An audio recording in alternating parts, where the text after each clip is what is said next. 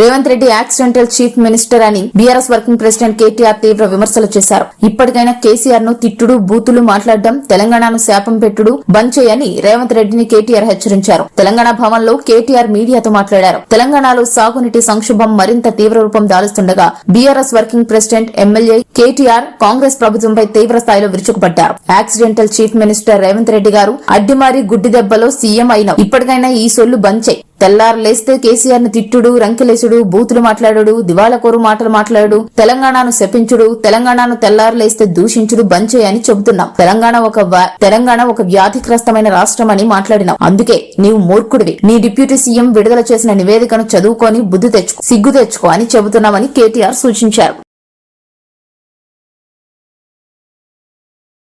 సామెత ఉంటది, పాడిందే పాటరా పాచిపండ్ల దాసరి అని.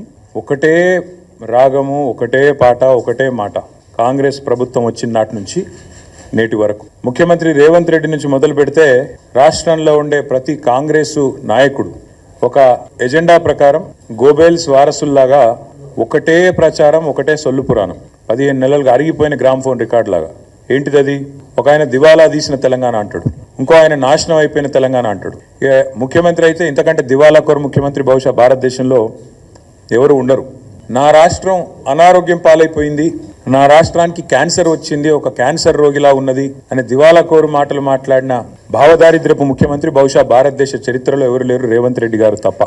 కానీ ఇవాళ అదే రేవంత్ రెడ్డి గారి మూతి మీద తన్నినట్టు, అదే రేవంత్ రెడ్డి గారి చెంప చెల్లుమనేటట్టు, అదే రేవంత్ రెడ్డి సొల్లు పురాణం అంతా తప్పు అంటూ ఆయన సొంత కేబినెట్ లోని సహచరుడు ఈ రాష్ట్ర ఉప ముఖ్యమంత్రి బట్టి విక్రమార్క గారు, రాష్ట్ర ఆర్థిక శాఖ మంత్రి గారు ఫిబ్రవరి 17 నాడు ఒక సమగ్ర సవివరమైన నివేదికను వారు విడుదల చేసినారు. ఇది మా కవిత్వం కాదు, బీఆర్ఎస్ పార్టీ యొక్క సొంత నివేదిక కాదు, రాష్ట్ర ప్రభుత్వం సాధికారంగా విడుదల చేసిన నివేదిక.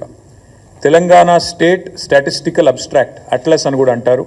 దాన్ని ఫిబ్రవరి 17 నాడు మరి కేసీఆర్ గారి జన్మదిన కానుక అనుకున్నారేమో కానీ వారు విడుదల చేసి ఇందులో ముఖ్యమంత్రి మూతి మీద తన్నేటట్టు కొన్ని వాస్తవాలు చెప్పినారు. ఇన్ని రోజులు ముఖ్యమంత్రి మాట్లాడిన చిల్లర మాటలు, బజారు భాష, ముఖ్యమంత్రి చెప్పిన పచ్చి అబద్ధాలు, ఇవన్నిటినీ కూడా తిప్పికొడుతూ సమగ్రమైన సవివరమైన నివేదికను విడుదల చేసి వాస్తవాలు అంగీకరించినందుకు నేను ఈ ప్రెస్ మీట్ ద్వారా గౌరవ ఉప ముఖ్యమంత్రి బట్టి విక్రమార్క గారికి ధన్యవాదాలు తెలియజేస్తా ఉన్నా. ముఖ్యమంత్రి గారు కూడా నిన్న రంకెలు వేసినారు. ఎక్కడ పోతే అక్కడ రంకెలు వేయడం, అచ్చోసిన ఆంబోతులాగా నోరేసుకొని వాగడం ఆయనకు అలవాటు. ఆయన ముఖ్యమంత్రి అయినాక కూడా ఆయన పద్ధతి మారతలేదు. వారికి కూడా నేను విజ్ఞప్తి చేస్తా ఉన్నా, ముఖ్యమంత్రి గారు దయచేసి మీరు సొల్లు మాట్లాడే ముందు, నోరు తెరిచే ముందు మీ సహచరుడు, మీ మంత్రివర్గ సహచరుడు సెక్రటేరియట్లో ఆయన విడుదల చేసిన ఈ నివేదికను ఒకసారి చదవండి.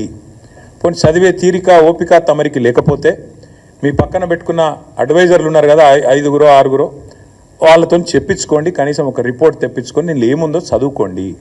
చదువుకోకుండా వాగితే మీతో పాటు రాష్ట్ర పరువు కూడా గంగలో కలుస్తున్నది. దేశ జనాభాలో 2.8% ఉన్న తెలంగాణ 5.1% సంపద ఈ దేశానికి అందిస్తున్నది. ఇది వాస్తవం. జిఎస్డిపిలో గ్రోత్లో తెలంగాణ పెరిగిందనేది కూడా మీ నివేదిక. ఇంకా కొంతమంది సన్నాసులు ఎలక్షన్ల లాభం కోసం మాట్లాడారు. మీరు మాకు అప్పజెప్పినాడు దాదాపు 34 లక్షల ఎకరాల్లో ఆనాడు పంటలు పండేది, 68 లక్షల మొత్తం నేను చెప్పేది వరి వచ్చిందా లేదా, మిషన్ కాకతీయ కమిషన్ కాకతీయ అయ్యిందా. Accidental chief minister Revanth Reddy గారు అడ్డిమారి గుడ్డి దెబ్బలు అయినవు. ఇప్పటికైనా ఈ సొల్లు బంజి. ఇప్పటికైనా తెల్లారులేస్తే కేసీఆర్ని తిట్టుడు, రంకలేసుడు, బూతులు మాట్లాడు, దివాలా కోరు మాటలు మాట్లాడు, తెలంగాణను శపించుడు, తెలంగాణను తెల్లారులేస్తే దూషించుడు బంజే అని చెప్తా ఉన్నాం. నేను ఊరికేనే అనట్లేదు, ఏదో దుగ్ధతో మాట్లాడట్లేదు. తెలంగాణను ఎవరు తిట్టినా, తెలంగాణను ఎవరు దూషించినా, తెలంగాణను ఎవరు కించపరిచినా ఇదే పద్ధతిలో జవాబిస్తాం.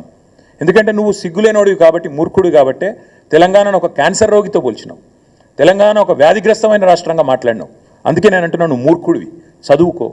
నీ సొంత సహచరుడు, నీ ఉప ముఖ్యమంత్రి, నీ డెప్యూటీ ఇచ్చిన నివేదిక